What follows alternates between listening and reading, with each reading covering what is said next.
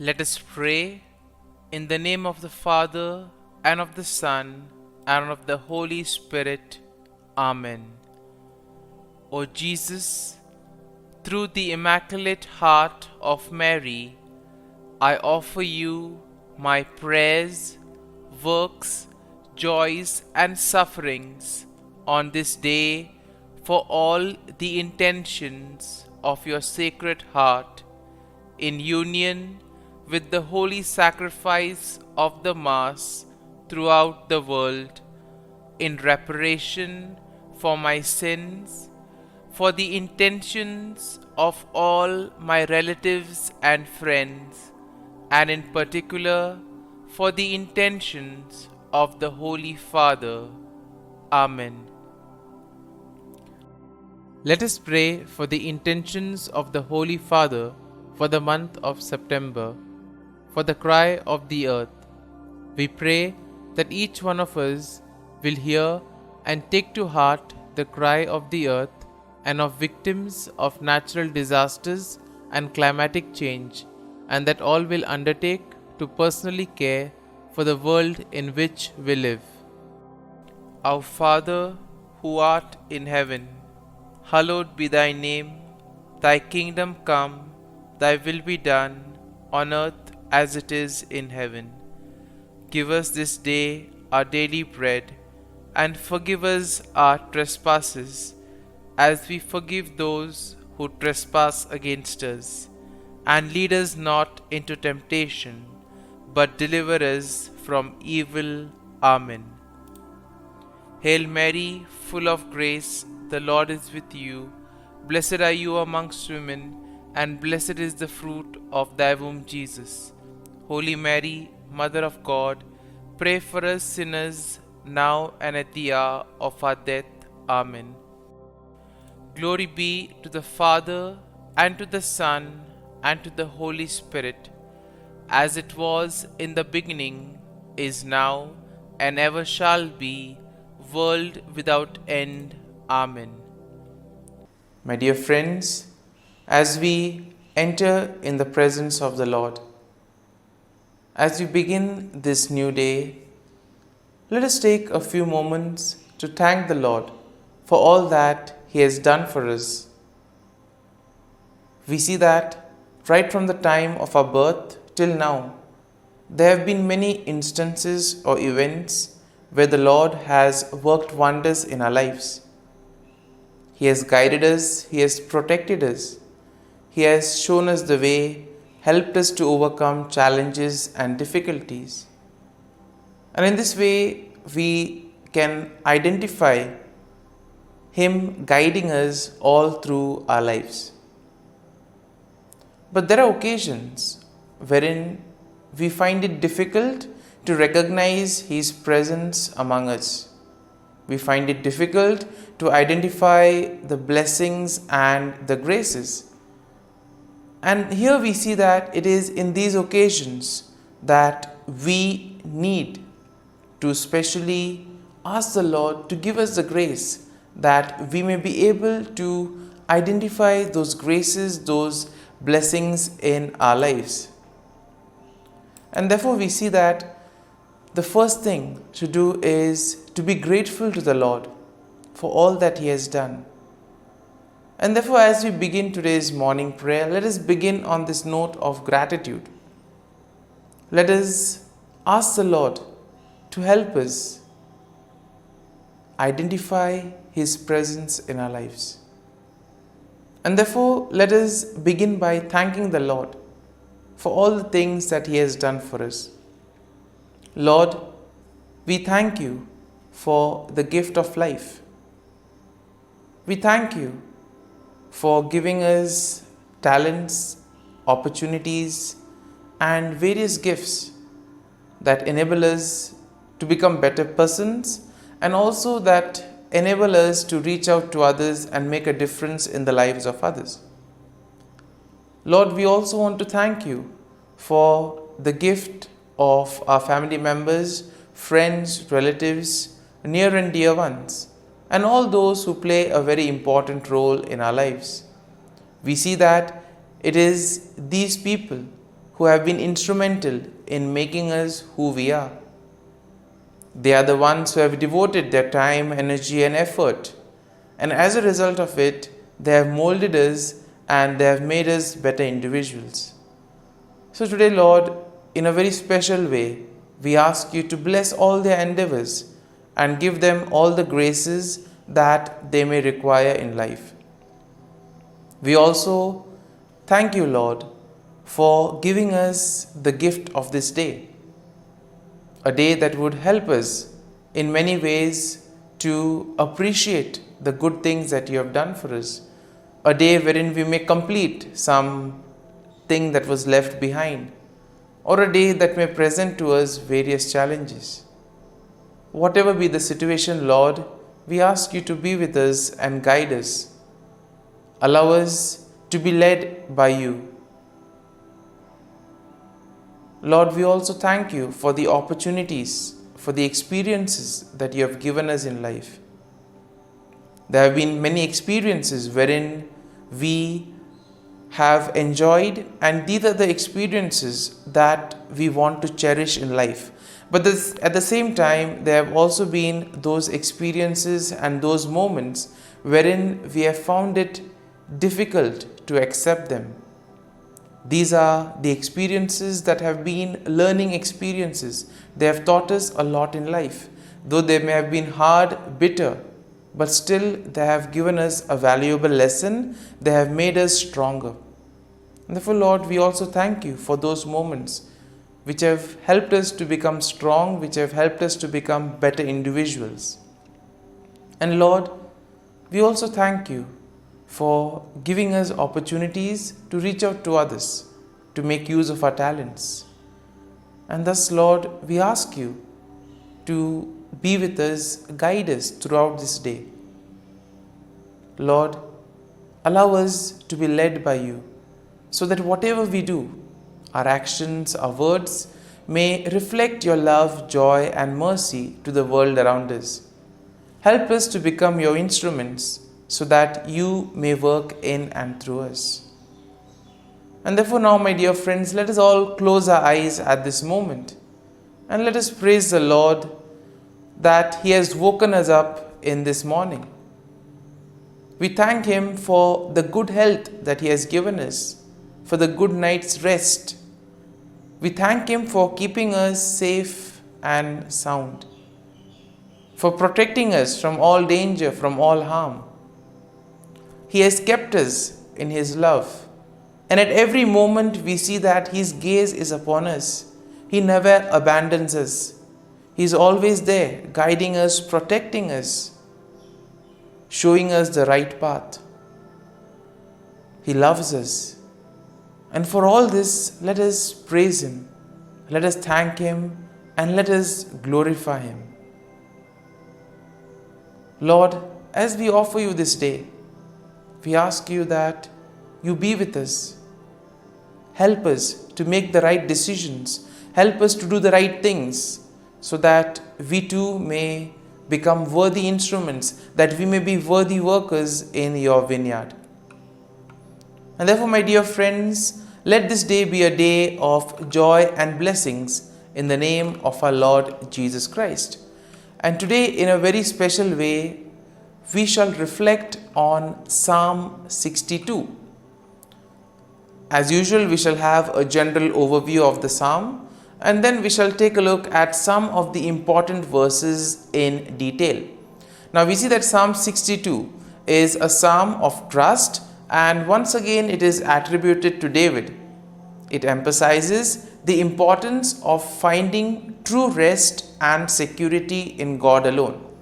Now the psalm can basically be divided into four main sections. Now the first section includes verses 1 and 2, and this is a declaration of confidence in God. In the second section, which spans from verses 3 to 4, we see a critique of human power and trust in worldly things. So basically what happens when we place our trust in the things of the world? So here we see that the psalm tends to critique this attitude of humans. The third section is a reaffirmation of trust in God's steadfast love, and this we will find in verses 5 to 8. And finally, in verses 9 to 12, we have a final exhortation to put our trust in God and God alone. And therefore, overall, when we take a look at the psalm, we can definitely say that this Psalm 62 presents a powerful message of trust and confidence in God. It challenges the reliance on human power and worldly possessions, and therefore it points to God as the ultimate and the true source of salvation, strength, and security. And therefore the psalm will encourage us to do something that is right. The psalm encourages a posture of waiting silently for God, pouring off one's heart before Him, and finding refuge in His presence.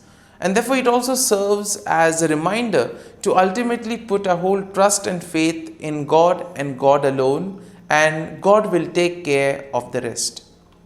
And now let us go into the detail of the psalm. Now verses 1 to 2 goes like this: Truly my soul silently waits for God. From Him comes my salvation. He only is my rock and my salvation. He is my defense. I shall not be greatly moved. And here we see that David begins by expressing his unwavering confidence in God. He declares that his soul silently waits for God, and he recognizes that true salvation comes from God and God alone. And therefore we see that David will acknowledge God as his rock, his salvation, and his defense. And thus we see that David affirms that God will help him. And because of this, David will not be shaken up or be distressed by any external circumstances, or he will not be affected by the things of the world. In verses 3 to 4, it goes like this: How long will you attack a man? You shall be slain, all of you, like a leaning wall and a tottering fence. They only consult to cast him down from his high position. They delight in lies. They bless with their mouths, but they curse inwardly. And in this second section, we see that David criticizes those who rely entirely on human power and those who place their trust and faith in worldly things. And therefore he addresses his enemies and he exposes their deceitful intentions and actions. In this way we see that David points out their hypocrisy, and he warns them of the impending destruction if they continue on this same path. And we see that he uses quite a powerful imagery, comparing them to a leaning wall and a tottering fence, something that will eventually come crashing down. Now in verses 5 to 8 go like this: My soul waits silently for God alone, for my expectation is from Him. He only is my rock and my salvation. He is my defense. I shall not be moved, because in God is my salvation and my glory, the rock of my strength, and my refuge is in God. Trust in Him at all times, you people. Pour out your heart before Him. God is a refuge for us. Once again, we see that the image of the rock is quite strong here for David. Rock as a shelter, rock as something that will protect, that will preserve from harm. And therefore we see that David reaffirms his trust in God's steadfast love and faithfulness. And therefore he encourages himself and others to wait silently for God alone, recognizing the true salvation, glory, and strength come from God alone. And therefore David calls for complete trust in God at all times, emphasizing the importance of pouring out one's heart before God, telling God everything, whatever is happening within us. And then in the final section, verses 9 to 12 go like this: Surely men of low degree are a vapor, Men of high degree are a lie. If they are weighed on scales, they are altogether lighter than vapor. Do not trust in oppression, nor vainly hope in robbery. If riches increase, do not set your heart on them. God has spoken once, hence twice I have heard this, that power belongs to God.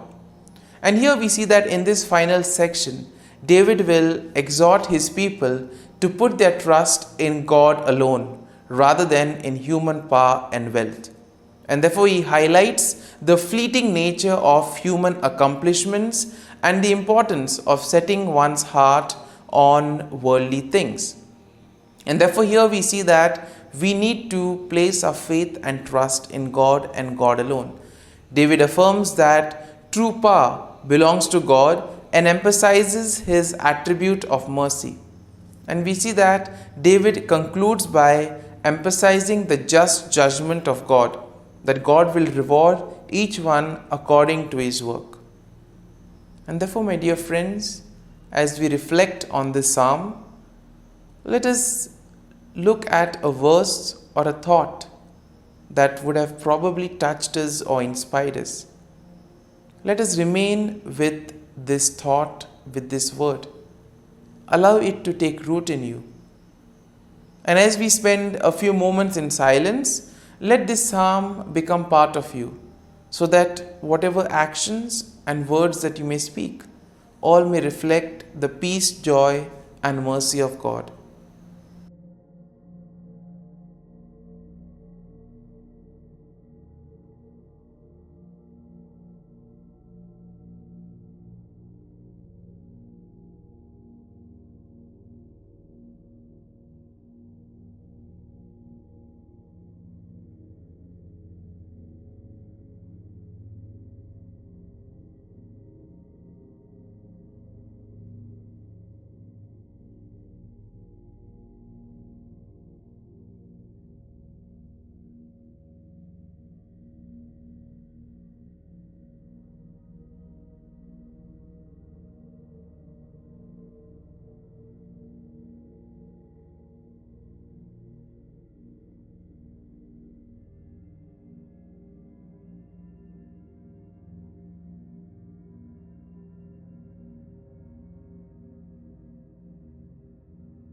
Prayer to Saint Michael the Archangel for protection. Saint Michael the Archangel, defend us in battle. Be our defense against the wickedness and snares of the devil.